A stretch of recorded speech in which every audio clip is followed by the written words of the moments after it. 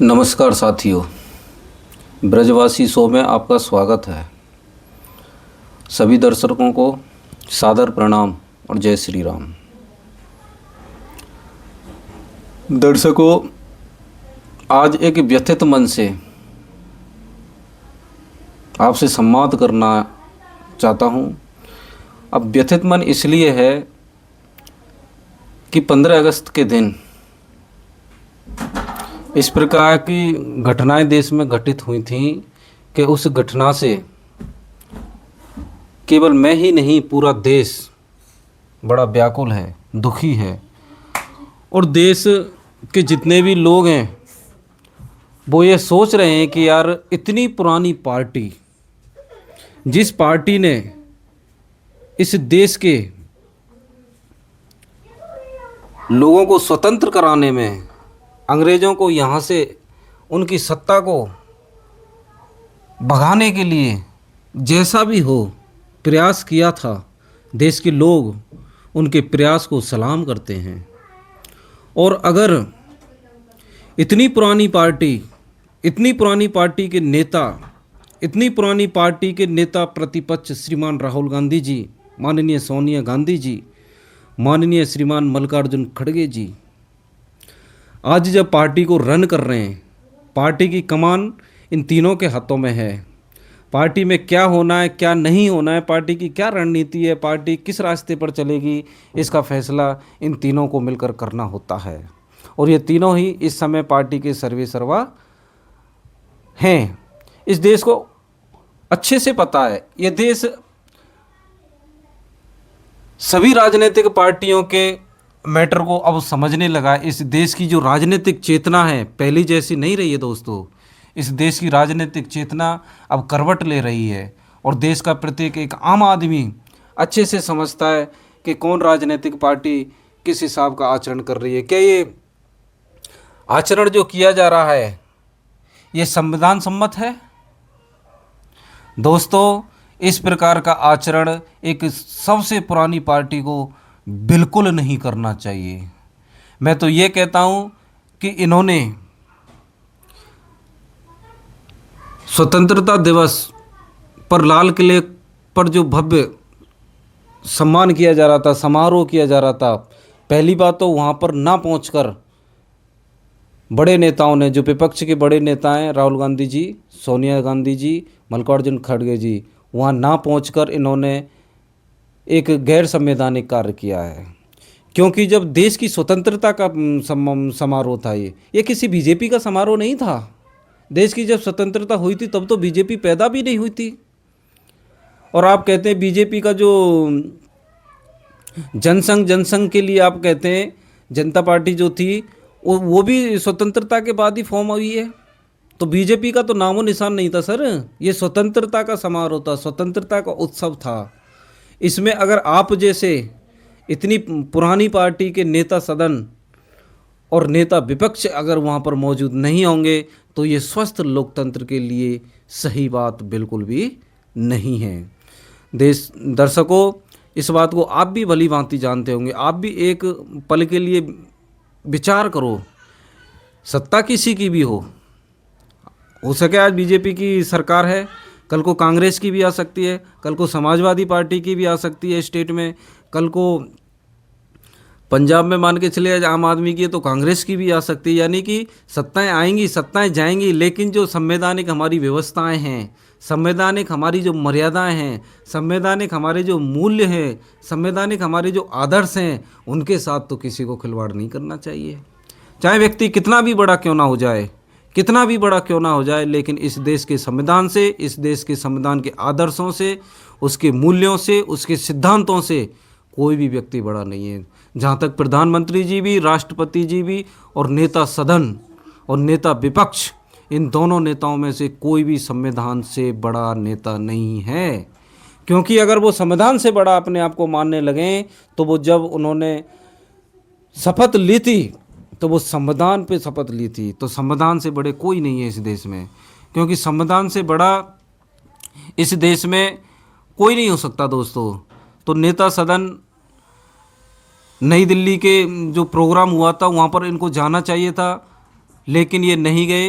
ये इनकी बहुत बड़ी भूल है। ये अपने मन में ये सोच रहे होंगे कि हम स्वतंत्रता दिवस के समारोह पर ना जाकर हमने मोदी जी को नीचा झुका दिया। ऐसा नहीं है। ऐसी बातें एक सार्वजनिक जीवन में काम करने वाले किसी नेता को, विपक्ष के नेता को या नेता सदन, दोनों में से किसी को नहीं सोचनी चाहिए।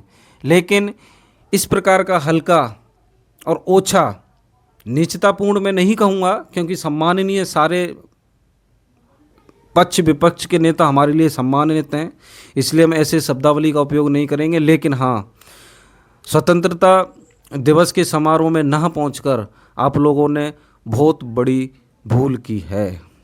और इस भूल से भी बड़ी भूल आपने अपने मुख्यालय में 15 अगस्त या स्वतंत्रता दिवस का जो समारोह मनाया था आप लोगों ने, वहाँ पर आपके जो राष्ट्रगीत हो रहा था, उस राष्ट्रगीत के उपलक्ष्य में आपकी जो वीडियो की क्लिप है देश के सभी लोगों के मोबाइलों में पहुंच चुकी है। वो क्लिप इस समय वायरल है और वो क्लिप ना सिर्फ वायरल है और उस क्लिप पर इस देश में हजारों वीडियो बन चुके हैं, क्योंकि उस क्लिप में स्पष्ट दिखाई दे रहा है जब राष्ट्रगीत का गायन हो रहा है, उसके 2 स्टैंजा बड़े प्रेम पूर्वक गाए गए हैं और वहाँ पर आप सभी सम्मान पूर्वक खड़े हैं। लेकिन जैसे ही राष्ट्रगीत अपने आगे के स्टैंजा की तरफ बढ़ता है और गायन आगे की तरफ चलता है, तो माननीय सोनिया गांधी जी इस प्रकार से वहाँ पर विचलित हो जाती हैं कि वो खड़गे जी जो सावधान मुद्रा में खड़े थे उनकी मुद्रा को भी भंग करती हैं और उन्हें भी कुछ ना कुछ कहती हैं। फिर राहुल गांधी जी का भी ध्यान, अट्रैक्शन उन दोनों की तरफ आता है, यानी कि जो सावधान मुद्रा में राष्ट्रगीत में खड़ा होने का एक सिद्धांत है, कानून है, आदर्श है, परंपरा है, उसको वहाँ पर तार तार किया गया था। तो क्यों ना ये कहा जाए कि कांग्रेस पार्टी के मुख्यालय में राष्ट्रगीत का सम्मान नहीं किया गया था। राष्ट्रगीत किसी का व्यक्तिगत, किसी पार्टी का या किसी व्यक्ति विशेष का नहीं होता। राष्ट्रगीत राष्ट्र का गीत होता है और इस राष्ट्र को चलाने के लिए, इस देश की संवैधानिक व्यवस्थाएं हैं। इस देश का प्रत्येक व्यक्ति जानता है कि हमारे जो मूल कर्तव्य हैं उसमें स्पष्ट लिखा हुआ है कि इस देश के प्रत्येक व्यक्ति को संविधान के आदर्शों का, संविधान की मर्यादाओं का, संविधान की परंपराओं का, राष्ट्रगान का, अब जब राष्ट्रगीत कानून बन चुका है तो राष्ट्रगीत का, संवैधानिक संस्थाओं का सम्मान और पालन बिना शर्त के सम्मान करना पड़ेगा। ये पहला इस देश के एक नागरिक का कर्तव्य है। दर्शकों, आपको मैं ये बताता चलूं कि राहुल गांधी जी नेता विपक्ष हैं, बहुत बड़ी पुरानी पार्टी के, इस समय सर्वे सर्वा हैं। आप ये कहेंगे यार सर्वे सर्वा मत बोला करो, आपको सर्वे सर्वा खड़गे जी हैं। भैया खड़गे जी हैं सर्वे सर्वा, कागजों में हैं, मानते हैं हम इस बात को। खड़गे जी कितने सर्वे सर्वाएं आप लोग भी जानते हैं, हम लोग भी जानते हैं और इस देश की जनता भी जानती है। इस देश की जनता को इतना बोरा ना समझो यार, भोली जरूर है लेकिन मूर्ख क्यों समझ रहे हो? मूर्ख समझने का प्रयास ना करो भैया। कांग्रेस पार्टी के हेड ऑफ स्टेट हैं राहुल गांधी जी और राजमाता सोनिया गांधी जी। इनके अलावा कांग्रेस पार्टी में किसी की भी हैसियत नहीं है कि कोई डिसीजन ले जाए। जब सोनिया गांधी जी राष्ट्रगीत जब वहाँ पर चल रहा है और उसके आगे से स्टैंजा गाए जा रहे हैं, तो वहाँ पर उनकी जो मुद्रा थी सावधान स्थिति में खड़े होने की, वो कुछ विचलित अवस्था में इस वीडियो में स्पष्ट दिखाई दे रही है। और इस वीडियो को आप ये कहेंगे यार ऊट पटांग की बात करते हो ब्रजवासी भैया। अरे भैया, ऊट पटांग की बात नहीं करता हूँ, मेरे पास में प्रूफ है। इसलिए मैंने आप सबसे पहले ही कहा था कि प्रूफ आपको मैं दिखाऊं, मैं आपको प्रूफ दिखाऊंगा। धैर्य रखो, थोड़ा सा धैर्य रखो, आप खुद सोचना। बिना प्रमाण के और बिना तथ्य के इस प्रकार इतने सम्मानित लोगों के बारे में बातचीत नहीं की जा सकती, और ना मैं करना चाहता हूं और ना मेरा ऐसा व्यवहार है। लेकिन कांग्रेस दफ्तर में जो हुआ है, राष्ट्रगीत गायन के समय राष्ट्रगीत का जो मंचन हो रहा था, गायन हो रहा था, और स्वतंत्रता दिवस के लिए जब झंडा फहराया जा रहा था, तो उस समय इस प्रकार का विचलन अस्वीकार्य है, अस्वीकार्य, गैर संवैधानिक है, संविधान के विपरीत है, संविधान के आदर्शों, उसकी मर्यादा, उसकी परंपरा के खिलाफ है। और एक बात और ध्यान रखना दर्शकों, अगर यही कृत्य इस देश में अगर कोई आम नागरिक कर लेता तो पता है नए कानून के तहत क्या होता, अब तक वो जेल में होता और 3 साल की सज़ा उसके ऊपर सुन गई भी होती। लेकिन ये वीआईपी लोग हैं। संविधान में लिखा तो है आर्टिकल 14 में, इस देश के प्रत्येक नागरिक को समानता का अधिकार है। नहीं है, नहीं है, सच्चाई है ये। इस देश में सभी नागरिकों को समानता का अधिकार नहीं है। अगर इस देश में सभी नागरिकों को समानता का अधिकार होता तो आज राहुल गांधी जी, खड़गे जी, सोनिया गांधी जी जेल में होते, राष्ट्रगीत के अपमान के जुर्म में। लेकिन वो आम आदमी नहीं है, वो खास आदमी है, खासम खास हैं, वीआईपी से भी वेरी वेरी वीआईपी लोग हैं वो भैया। इसलिए उनका कोई बाल वांका नहीं कर सकता, कोई नहीं कर सकता इस देश में। इस देश में गुजरात का गृह मंत्री को तड़ीपार किया जा सकता है। इस देश में मुख्यमंत्री रहते हुए प्रधानमंत्री जी को शांतिपूर्वक उन्होंने सीबीआई के सामने सारे अपनी बातें रखी। लेकिन इस देश में इन लोगों के खिलाफ अगर थोड़ा बहुत भी अगर किया जाए, आपको ध्यान होगा दोस्तों, जब राहुल गांधी जी मोदी चोर के नाम पर जब गुजरात के एक एमएलए ने इन पर मुकदमा किया था तो हाई कोर्ट ने इनको सही पाया गया था, तो इनकी सदस्यता भी निरस्त हुई थी और इनको 2 साल की अधिक से सज़ा का भी वो हुआ था। उस समय आपको पता है कांग्रेसियों ने क्या किया था दिल्ली में? भाई साहब, रोड और रास्ते बंद कर दिए थे, ट्रेनों के आगे खड़े हो गए थे, ट्रेनों की आवाजाही बंद हो गई थी दिल्ली के अंदर। ये घटनाएं क्या बताती हैं यार? देश संविधान से चलता है और संविधान का उल्लंघन अगर तुम दिन रात पता नहीं एक पोथी रख के जेब में, उसी को यही संविधान है, यही संविधान है, यही संविधान है, यही संविधान है, रात दिन संविधान बचाएंगे, संविधान बचाएंगे, संविधान बचाएंगे, संविधान को सबसे ज़्यादा नुकसान तो आप पहुंचा रहे हो। कैसा संविधान बचाएंगे दर्शकों? आप सोचिए, जो व्यक्ति इस देश के प्रधानमंत्री को तू तड़ाके से यानी कि अपशब्दों से बात करता हो, जो व्यक्ति इस देश के संवैधानिक सबसे प्रमुख पद होता है प्रधानमंत्री का, एक जनसभा में, सार्वजनिक सभा में लोगों के सामने ये कहता है कि पब्लिक आएगी और डंडों से पीटेगी। एक प्रधानमंत्री जो एक संवैधानिक पद पर बैठा हुआ है, संवैधानिक पद का मतलब संविधान का हिस्सा है वो। निर्वाचन आयोग संवैधानिक संस्था है। नागरिकों का प्रथम कर्तव्य सभी संस्थाओं का पालन करें, सम्मान करें। निर्वाचन आयोग, उनका जो प्रमुख हैं, उनको किस किस नाम से और किस किस प्रकार से अपमानित किया गया है इस देश में। सर्वोच्च न्यायालय अगर फैसला अपने साथ नहीं आता है तो सर्वोच्च न्यायालय भी बिका हुआ है। किसकी समझ में नहीं आता दर्शकों ये बातें? इसलिए वो बड़े लोग हैं, उनके बारे में ज़्यादा और कुछ नहीं कहा जा सकता है। लेकिन आपको सोचना होगा दर्शकों, किस रास्ते पर इस देश को ले जाने का प्रयास किया जा रहा है। सबसे अधिक संवैधानिक संस्थाओं की और राष्ट्रीय गीत का अपमान कर रहे हैं और उसके बाद में संविधान बचाएंगे। भैया कौन सा संविधान बचाएंगे? कहाँ का संविधान है ये तो बताओ। इस देश का तो नहीं है। इस देश के संविधान में तो स्पष्ट लिखा हुआ है, नागरिकों के आर्टिकल 51 में जितने भी कर्तव्य, मैं एक कर्तव्य बता रहा हूँ दोस्तों, गूगल कर लेना आप।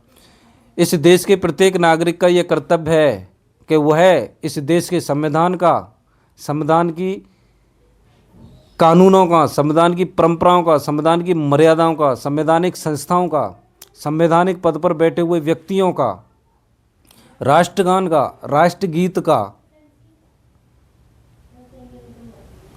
और संवैधानिक जितने भी हमारी यहाँ इकाइयाँ हैं उन सब का सम्मान करें, उनकी रक्षा करें, उनको सम्मान की दृष्टि से देखें।